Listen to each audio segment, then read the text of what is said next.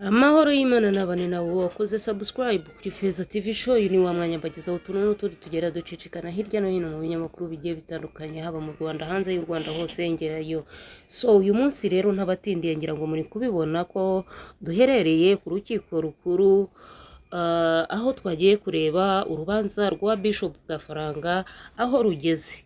Urukiko rwisumbuye rwa Gasabo rwashyize mu muhezo urubanza rwa Habiyaremye Zakari wamenyekanye ku mbuga nkoranyambaga nka Bishop Gafaranga.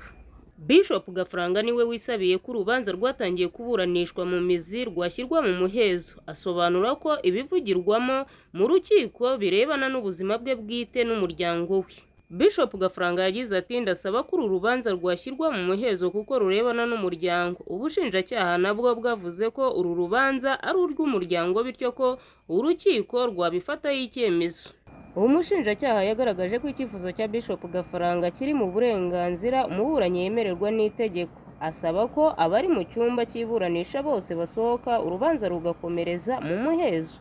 Ubushinjacyaha bushinja Bishop Gafaranga icyaha cyo gukubita no gukomeretsa ndetse no guhoza ku nkeke uwo bashyingiranywe.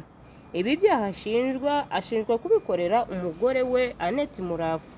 Bishop Gafaranga yatawe muri yombi tariki ya 7 Gicurasi 2025. Urukiko rw'ibanze rwa Nyamata ruza gutegeka ko afungwa iminsi 30 y'agateganyo kuko hari impamvu zikomeye zituma akekwaho ibyaha akurikiranyweho.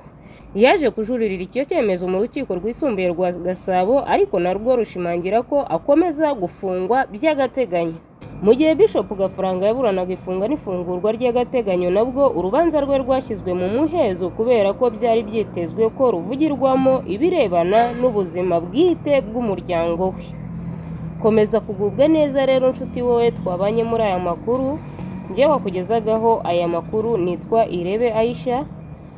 Kandi niba uri mushyashya hano urasabwa gukora subscribe kugira ngo ujye ukurikirana amakuru uko nyabagezaho umunsi ku munsi. Bye.